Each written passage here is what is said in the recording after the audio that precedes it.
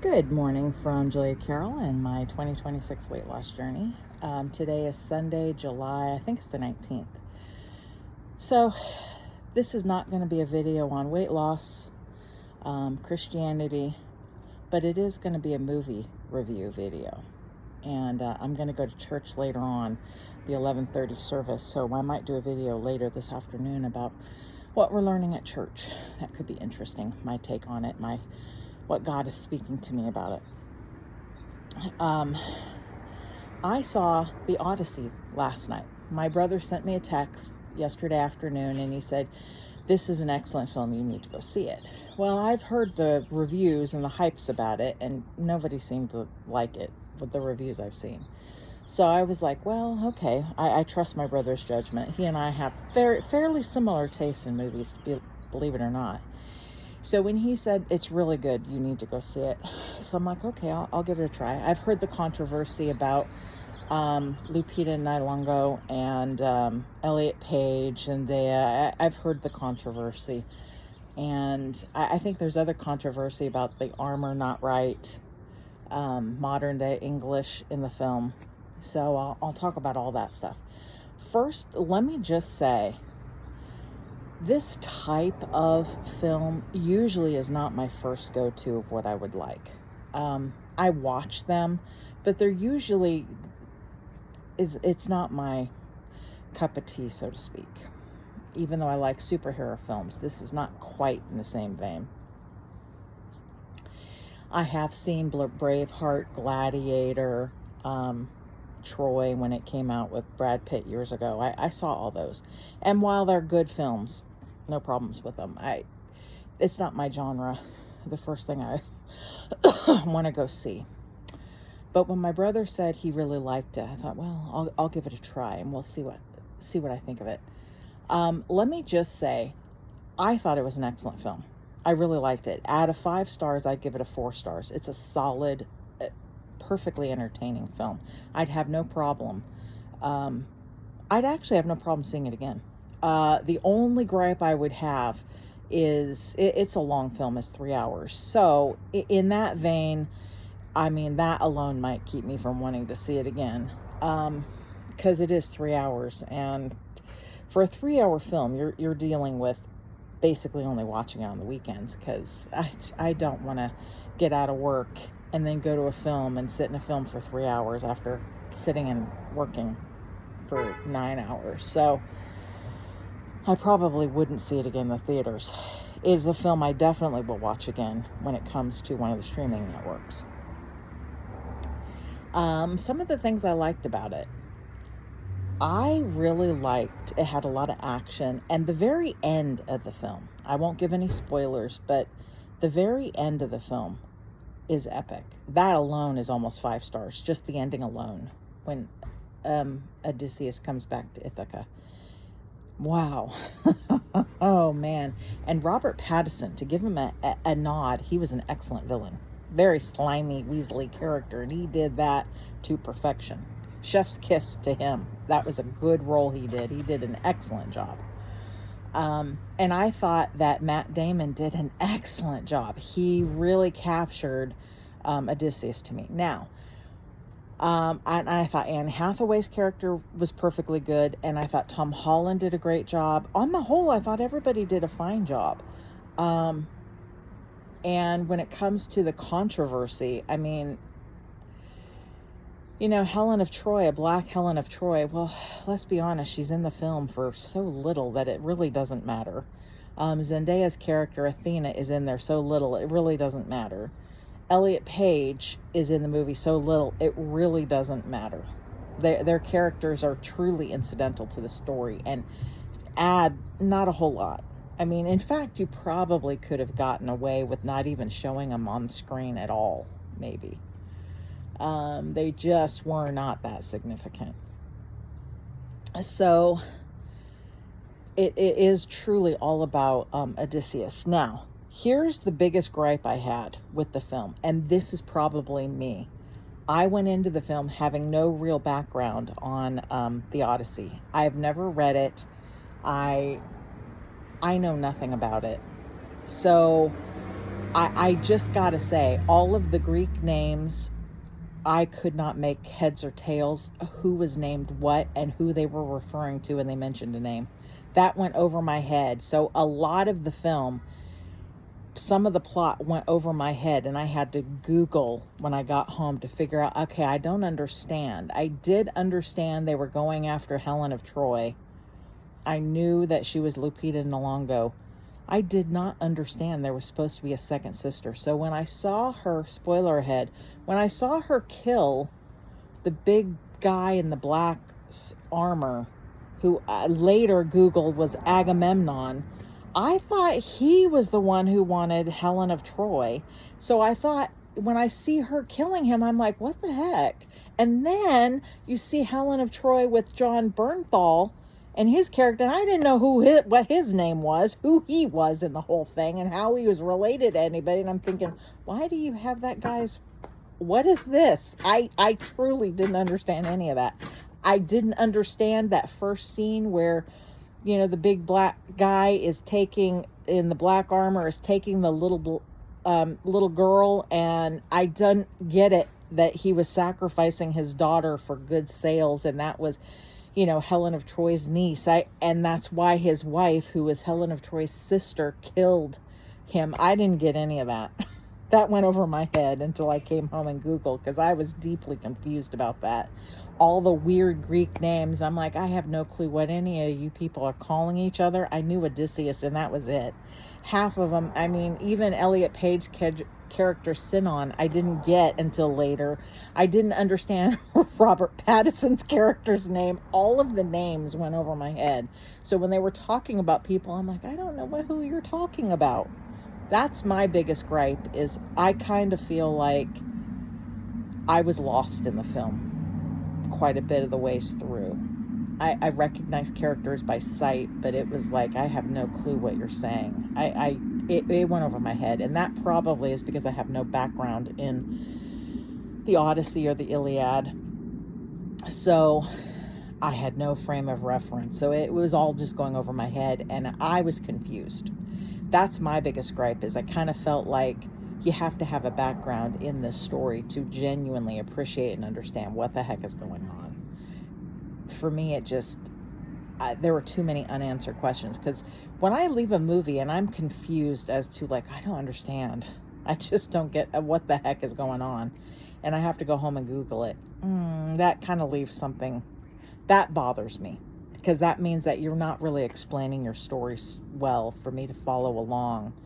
You know, I got the whole Odysseus story, and what was going on. And technically speaking, the story is about Odysseus. It's really not about Helen of Troy at all, other than as a, you know, side character to explain that he was over in Troy, and, you know, and that's why he was there for 10 years, and then 10 years trying to get home again.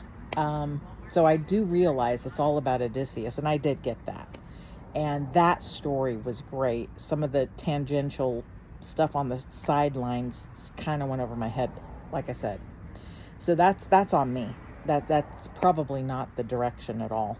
I've seen other videos where people have reviewed it, namely Dog Walking Author, my brother. He did a review of the Odyssey. He had some problems with the modern day English, and I can see where that is a little distracting. That maybe was not the best choice of Christopher Nolan. However, I didn't find it that distracting either. And I know there are a lot of people that I guess were saying that the armor maybe didn't look right. The cities weren't right for the time era. And I wouldn't know that. I wouldn't know that. It looked perfectly fine to me. Now, here's one of the best things I can say about the film. That like I said, the last 15 minutes, 20 minutes of it, when Odysseus comes home, oh, wow, that was epic. I loved that ending. That ending alone is almost worth the entire film. Now, you have to go through the entire film so the ending makes sense and you root for Odysseus at the end. And you do. Oh, man, I was like, ooh, light them up. Go, Odysseus, kill, kill, kill. And I really, really liked that. Now, one of the things, and I thought Christopher Nolan did this very well, and I applaud him for this. I grew up in an era where I watched Jason and the Argonauts. I watched Clash of the Titans, the original one with Harry Hamlin, Burgess Meredith. And I felt like, in some respects, this film captured that feeling for me when I was in the theater as a young kid watching Clash of the Titans. It felt like that to me. Now, probably because it's a Greek film and, Clash of the Titans is Greek, dealing with Greek myth and stuff. So it felt like it captured that feeling of going to the movie theater and watching Clash of the Titans when I was like, I think it came out in 82, 83, somewhere in that neighborhood. I was 10, 11, maybe 12. I'm not sure the year it came out, but it was in the early 80s. And it felt like that to me. So I applaud Christopher Nolan for that. And that alone, the nostalgia of going back to my childhood in the 80s, seeing Clash of the Titans, and this movie making me feel like Clash of the Titans or Jason and the Argonauts a little bit. That was wonderful to feel. It brought up nostalgia for me, and I really enjoyed that. So I will definitely see it again when it comes out on one of the streaming services.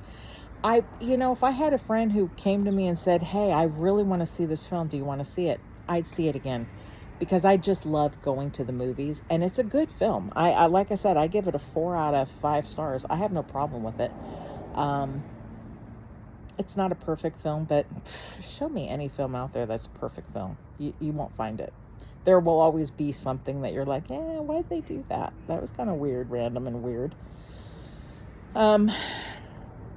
So I liked it, and I have seen some reviews briefly on YouTube of people reviewing the Odyssey, and they are slamming it.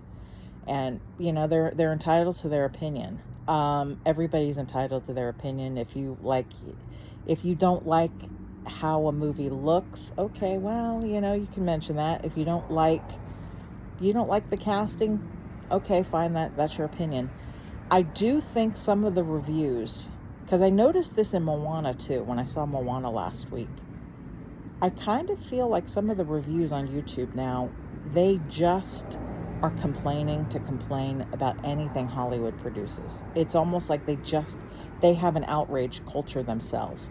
They're so down on wokeness that they almost view everything from a woke lens now, and they cannot do an honest review anymore, because they just want to be outraged themselves. They just want to be offended, and everything comes through that lens. They have they have outrage lens on, so they see everything from that perspective. So everything is negative for them. I had no problem with Moana. I have no problem with the Odyssey. I don't understand. I kind of don't understand the outrage, to be honest with you, because I thought Moana was a good film. I reviewed it the other day, and I outlined some of the things for me that were not the best about it, but it was in no way a soulless movie, just as the Odyssey in no way is a soulless film. The main character, Matt Damon, and his wife in the film, Anne Hathaway, Penelope, and his son, Tom Holland, those were the main characters, and they were perfectly fine. Their acting was fine. It was a good film, so I don't really kind of understand, other than I think maybe people are reviewing it and they just want to be outraged, and they're grasping at straws. I mean, somebody hiccuped wrong in their opinion, and you should give a bad review. They hiccuped wrong. Do you see that?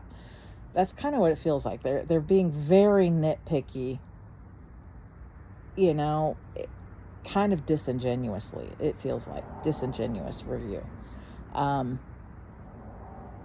Probably the biggest detractor to the Odyssey is simply because it's a 3-hour film. It's a long film, and there are points that it does feel like it slogs a little bit. It does feel like, okay, in that sense, to somebody who really likes action, likes these films, it may not feel that way. It did feel a little like it went on a little too long. But the ending is such a great payoff that honestly, you can bypass feeling like, it's a little too long to get to the end, which is, I mean, again, that ending is just beyond epic. That ending is just absolutely perfect.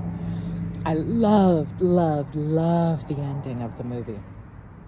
That last 15, 20 minutes of it. I mean, just, because you really do like Odysseus in this film. You really like him. You understand where he's coming from. You understand that he's a flawed character. You understand he's a hero, but a flawed hero. He's human. He's a flawed hero. And he did some things that, he's not proud of. He's very ashamed of. And sacking Troy at some level, he's kind of ashamed of. The way he did it. So, that's my take on Odysseus. I think it's a great film.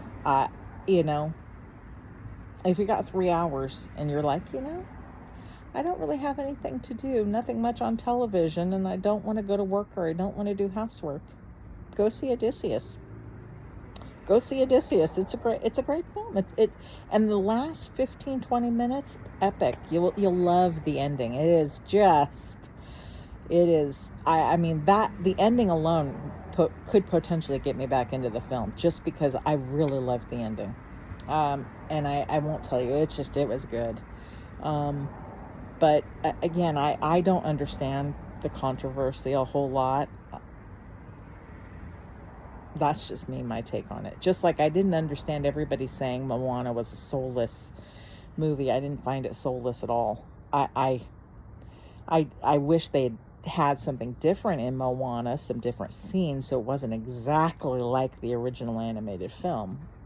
But it wasn't soulless, and this film is not soulless either. So I kind of think they're just complaining to complain and have content on their YouTube channels without any genuine review. They want to be outraged. They don't want to do a genuine review at this point.